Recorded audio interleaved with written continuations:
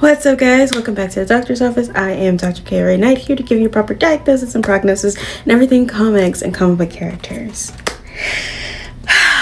Am I behind? Yes. Don't judge me, okay? Right. This one piece of hair is just... Anyway, so I wanted to go ahead and finish Fashion School. Fashion School serial killer. I fucking loved that fucking whole entire story, right? I said fucking a lot just now. God, it's like I've been doing this for like the first time ever. I'm sorry if I'm like fucking with my hair right now. Like, there's a lot of things going on. It's driving me insane. Anyway, so first of all, absolutely amazing story. As y'all know, I love violence. I love the artwork, the blood, everything, the gore. Rennie is fucking absolutely amazing, and just her entire character arc was absolutely phenomenal. And seeing her in that other story, coming from that story to this one, I want to say it was Vinyl, coming from that story to this one, absolutely. She as much as she likes to be alone, she loves making friends. So I love that for her, honestly. With that being said, picking up from where we left off, Sophie is her friend, and Sophie, she's still trying to get the money for school so she doesn't get kicked out. And so they do have the conversation around the situation that happened prior to. So Bodhi, who was Sophie's boyfriend, had asked Rennie on a date, and she was just like, no, what the fuck? Jesus. So he made it seem like it was going to be like this group dinner thing, and when she showed up, he was the only one there. So she figured out that he was literally just a piece of shit. So of course, when Sophie gets a hold of that information, she's upset because Rennie's supposed to be her friend, and she's just like, I can't believe you did that. She was like, listen, first of all, fucking listen. I did not know that was what the situation was. He literally made it sound like you all were going to be there. And then when I showed up, it was just him. I didn't even sit down. I left. She's like, I would never do that to you. You're like my best friend. And she was like, oh my gosh, I'm like your best friend. So she basically also says that she got the money together for school, and she's super excited to return, right? Okay. And so she's like, are we good? Like, about Bodhi? She's like, I never want to fucking see Bodhi again. I fucking hate him. And that is all she needed right there. All she fucking needed right then and there. So she decides that she's going to go to Bodhi's house, and she goes to Bodhi's house. It's dark and whatnot, and she's just like, you hurt Sophie. I don't like that. I don't like you, and you tried to use me, and you gotta go. You must go. Romeo must die. So basically he says that he's in love with the both of them, and she's just like, I don't give a fuck about none of that, because I didn't even like you, and I don't know what gave you the impression that I did, or what made you think that was okay, because hurting Sophie is absolutely fucking nuts, and that's the end of the line for me. So of course she does what she gotta do, and she kills him, as she should, because you fucking with my best friend, you gotta go, you gotta die, I don't care, like, you gotta go, you gotta get out of here. So she accomplishes that. The next day, she comes in and she is ready to see Sophie in class. That same girl, Constance, is still running her fucking mouth, talking her shit. And the only reason she has not killed Constance, a couple of reasons. One, Constance was being like harassed by that security guard, which she killed the security guard for him. And she's just like, don't make me fucking regret this shit. But you've been making me regret it since I killed that man.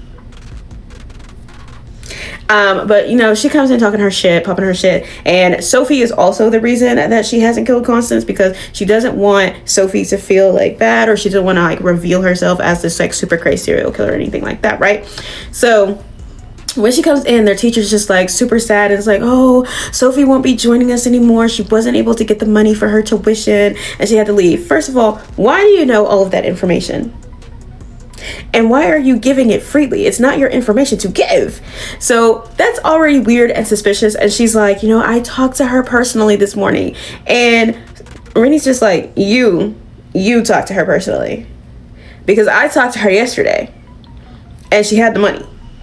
So you talked to her personally today, and she didn't have the money, even though she had the money yesterday. Suspicious. I don't believe you.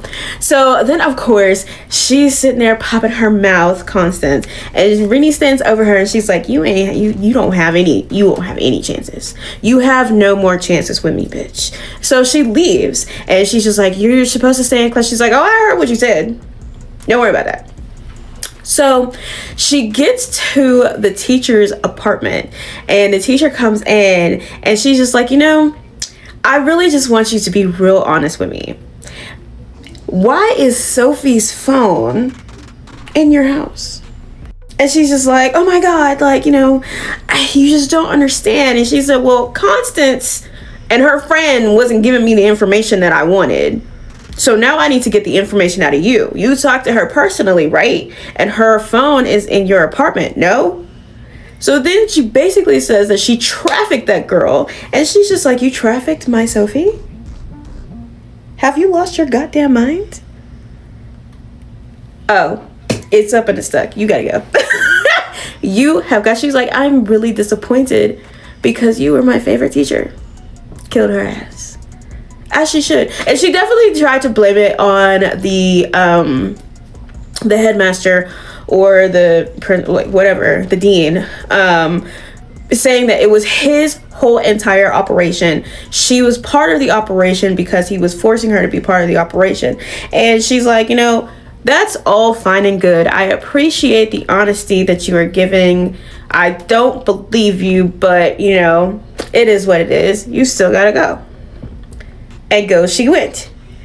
So now she has a bunch of blood to bathe in, and she finds out where Sophie is and makes sure that they know I'm on my way to get my girl. And y'all got me all the way fucked up. I hope you're all prepared to die. Period. Now, she issued that warning to the dean, and going into the last book, she issued that warning to the dean, and the dean is talking to the people that he owes money to or whatever who are helping with this operation, and they have Sophie tied to a chair. And she has created this badass outfit. It looks absolutely fabulous, and she's ready to go get her Sophie. And he's just like, she's just a student, right?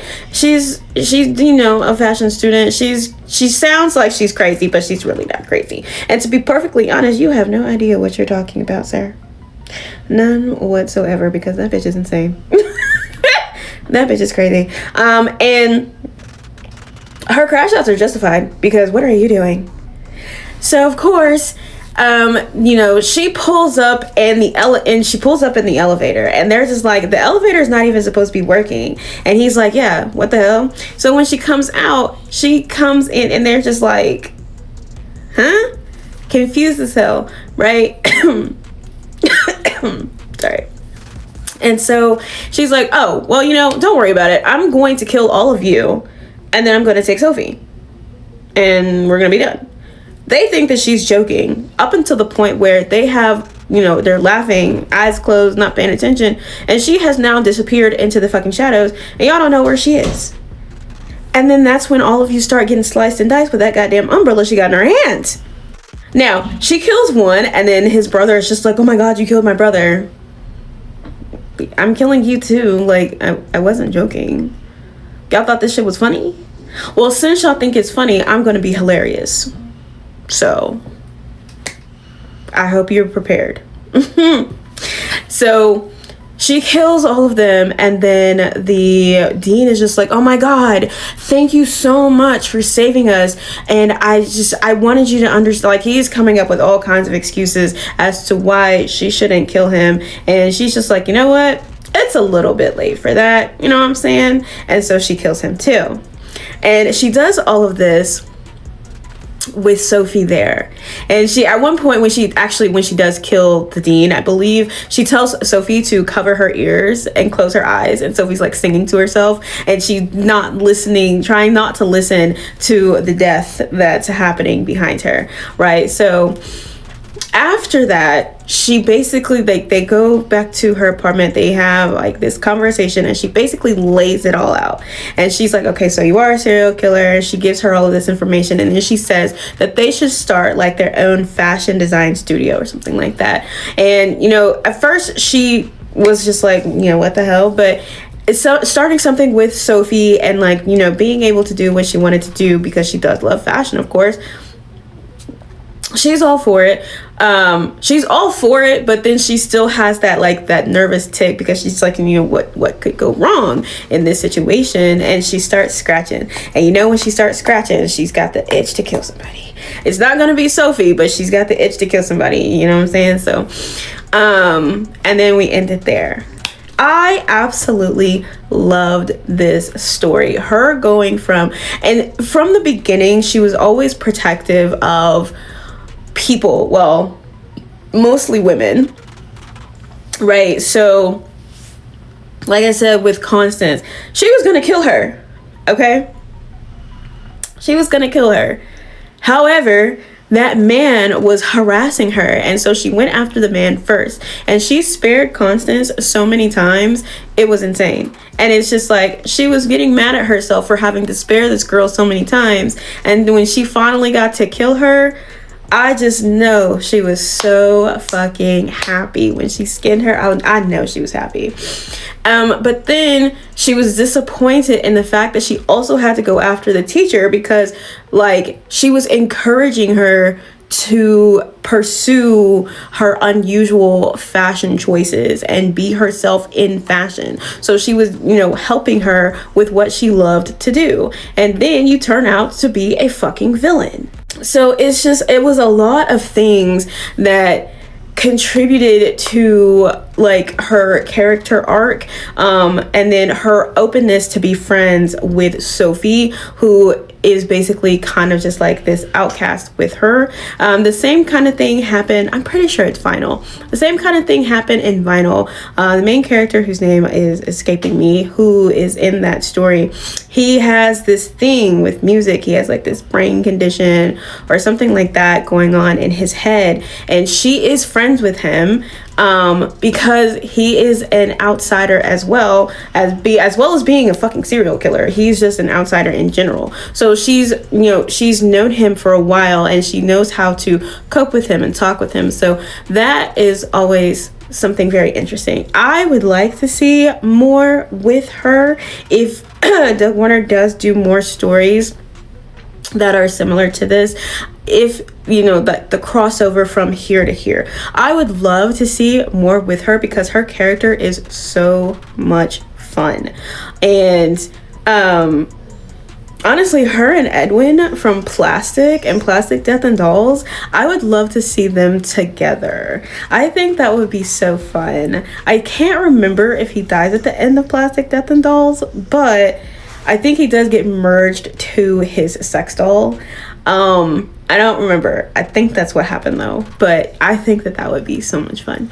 Anyway, if you like this, let me know, of course, and suggest any other stories that you guys want me to read. I have no problem reading.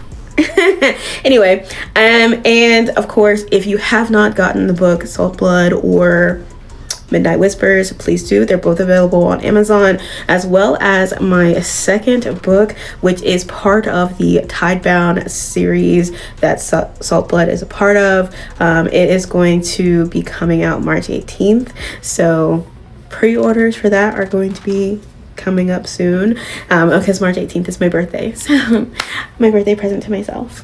Anyway, and also check out Ghastly Gospels. Check out the DC So White webpage if you saw my video on DC, because y'all already know how I feel about DC. And then, of course, check out all of the creators that are helping with the DC So White situation also. If you have not seen the video, it should be in the shorts. Watch that, you know what I'm saying?